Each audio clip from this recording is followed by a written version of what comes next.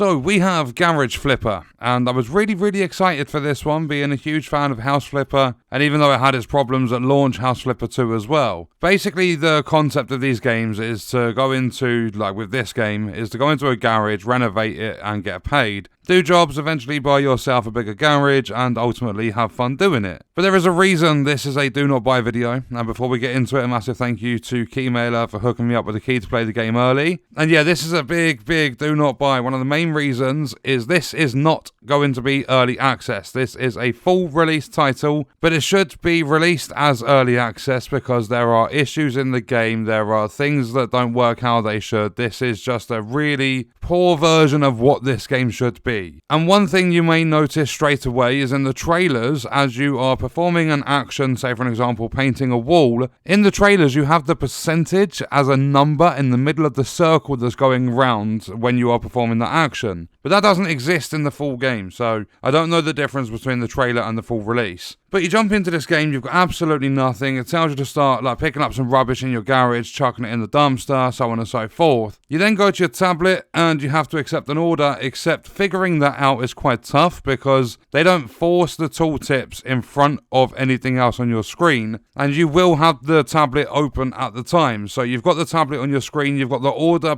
like the tutorial tip behind the tablet screen, but it basically tells you to accept an order. So I accepted an order, got into my first job, and started to do some little bits of renovation. Now there's a lot in this game that doesn't make sense as well. You have a bunch of different tools you can use, they are all unlocked at the start of the game, so there's no sense of progression in terms of, say you're starting with a cloth to wipe stuff off the floor and you eventually get a vacuum cleaner, you start with a vacuum cleaner. And there's absolutely no progression like that whatsoever because everything is unlocked from the very get-go. But you start off in some basic garages and you have to use a concrete grinder to sand the walls. Once they're sanded down, you can then paint over them, and every single job in trailers in the game, every single fucking job without fail, you get to pick and decide the colour of the walls you are painting. There is not a single order that comes in from anyone on this game that requests a specific colour. That is such a basic feature that needs to be implemented in a game like this. We had this sort of stuff in games similar to this years ago, so there is no reason for them to go backwards on what is, like, in terms of basically features in a game like this in 2024. The way these games are developed, the features and stuff should be improving over the years. But it seems as though it's one step forward and 26,000 steps backwards. But you sand down the walls, you paint them, and you chuck all the rubbish out, you vacuum all the dust off the floor, and everything that's in that garage to begin with, like outside of the rubbish and stuff, like furniture things, they can just be dumped outside of the garage. They don't need to be in there. And it's only in the first garage you're going to be told to reconnect the power. However, multiple garages have the power box outside where you have to fiddle around with 3 wires, put them, like attach them to the correct colour, and that is the power restored. You don't have to do that in other garages, even though the cables are not connected. So that should be a task that's popping up, to reconnect power, especially when you're installing things like computers, you're installing lights and things like that. And then after the painting of the walls, you're just going to have some very basic tasks. You've got to clear the rubbish. You basically have to buy things from the shop that are from certain categories. However, that's another issue with the game. One, for an example, if you're putting down a gigantic bookshelf or a mechanical cabinet or whatever you want to call it, shelving units basically, if you go too close to the wall, they will go horizontal instead of being vertical. And if you catch it at the right time, you can place them down to the point where they disappear through the floor. So you can waste part of your budget because you're given a limited budget to do these jobs.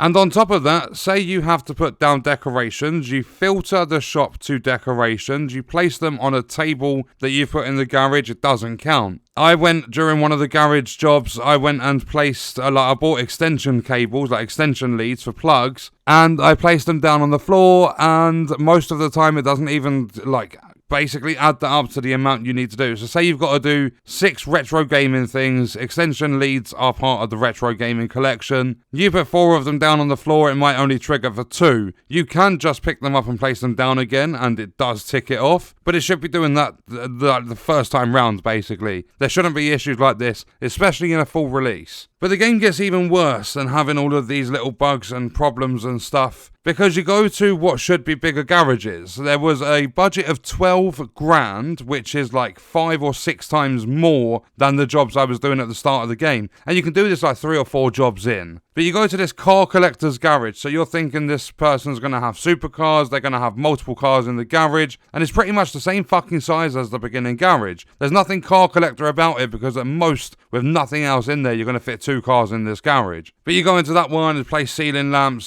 sand down the walls. You have to do the same thing every single time. You're not going to go to a garage where the walls are already sanded and prepped for painting. You're not going to go to a garage where the paint's already done. You have to do the same jobs in every single garage you visit. And then every now and then there's going to be antiques that pop up, and some of them are going to need renovating, some of them are going to be like pretty much brand new. You take them back to the auction house when you've left the job, and you sell them. Nice and simple, get yourself a bit of extra money, which you don't actually need. And back to the car collector's garage. Some of the garages are not going to have any antiques for you to collect and sell, but it's doing the same thing over and over again. Nothing changes. You're picking the colours on the walls. You're vacuuming the dust from sanding down the walls with a concrete grinder. You're vacuuming like 5 or 6 splodges of dirt. And next up, you have skills. These skills are going to improve the speed of your jobs. So you go from using a paintbrush on the walls to using a roller, and you're 50% faster when you've got tier 3 of that skill, which doesn't require anything besides having the money to unlock the skill, so you can get them very, very early in the game. It was on my 4th garage job that I had concrete grinding maxed out, I had painting maxed out, and I had vacuum cleaning on tier 2. So it doesn't take you long to go through all of the skills and everything at all, but there is one to increase your trash bag capacity. Now the problem with that is when you are in these garages, your trash is cardboard boxes. You can pick up and hold 1 at a time and go and chuck them in the dumpster. So that skill is completely obsolete. There is nothing to do with picking up little bits of trash and putting them in a bag. Your trash is whole cardboard boxes you have to pick up 1 by 1 and take to the dumpster. So it makes 0 sense to have that skill in the game. I don't know why it's there unless I've completely missed stuff in this game. And I don't think I have, because there is no trash tool. You've got your sledgehammer, you've got your hammer, your vacuum cleaner, your paint roller, your concrete grinder, your sales scanner. You do not have a trash bag, and I've visited 4 different garages, and not a single one of them had any trash besides cardboard boxes and like open top boxes that you'd normally put in like a cabinet or on a shelf or something. So there are lots and lots of problems in this game. It's not put together well at all. It's incredibly janky. And then there's other minor things as well. Like when I went to the car collector's garage, I walked around and had a look at the area because it's quite a nice place. There's like a couple of separate buildings to the garage, which would all accumulate to make a home. And in the back garden, they have a nice swimming pool. So I thought, okay, let's go over to the swimming pool and see if we can get in there and stuff. No, you can't fucking do that in this game. You walk over it like you have a superpower that lets you walk on water. This is ridiculous that you can't even step in a swimming pool. Don't put swimming pools in a game if you can't get in the water. It's pointless. It doesn't matter if you're trying to decorate it and make it look like a big fancy home with a swimming pool in the back garden. Don't do it if you can't get in that water. Why is it not a thing to let you step into that water? It feels like you're walking on a glass surface or just walking over the top of water. But it adds to the list. Like, that's not even a big problem. You're simply there to flip a garage. But it's the fact that all of these little things add up to one big problem, being that they're selling this as a full release and it's nowhere near ready. On top of the swimming pool stuff, every now and then when you try and load in, whether it's into your garage or garages you're doing jobs for, the mouse cursor is going to chuck itself wherever it fancies. And it is that sort of jank. There are so many things wrong with this game, and I can't see them bothering to fix any of them because they're releasing this as a full release. So they could go about their day without any fixes. They're probably going to put out patches, but they could essentially go out without any fixes or anything to the game because they fully released it. This does not deserve a full release. This is an early access title. but it's not being labelled as one. They're obviously going to have the max end of their price range for this game because of that. And overall, it's just a really, really shit game. A really bad version of what it should be. I was looking forward to this one, having played a lot of House Flipper and House Flipper 2 and loving every minute of it. But this game is the absolute bare bones of a House Flipper game, obviously just in a garage setting. You can go to auction, you can buy new garages for yourself, but note that the auction house is going to have garages that you will currently have jobs available for, and if you buy your own garage before completing the job there, you lose out on the opportunity to do that job. There's no progression in the game whatsoever. You've got all the tools unlocked from the very start. It's incredibly cheap to upgrade them, so the economy's fucked as well. This is just a really, really bad version of what this game should be, and it's full release on Steam. So my recommendation for Garage Flipper is do not buy it. I would say see where the devs are going to go with it, let it release and stuff, give it a few months, check the pricing and everything's obviously I'm playing early, so I don't know how much it's going to cost, but check the pricing, wait for some patches to iron some of the problems out if they're going to do it, and then maybe reconsider at some point in the future. But that is my opinion, my thoughts on Garage Flipper, and what we are going to do is leave that video there. Let me know your thoughts and stuff about this game in the comments, and I'll see you guys in the next one. I hope you enjoyed it. Thank you for watching.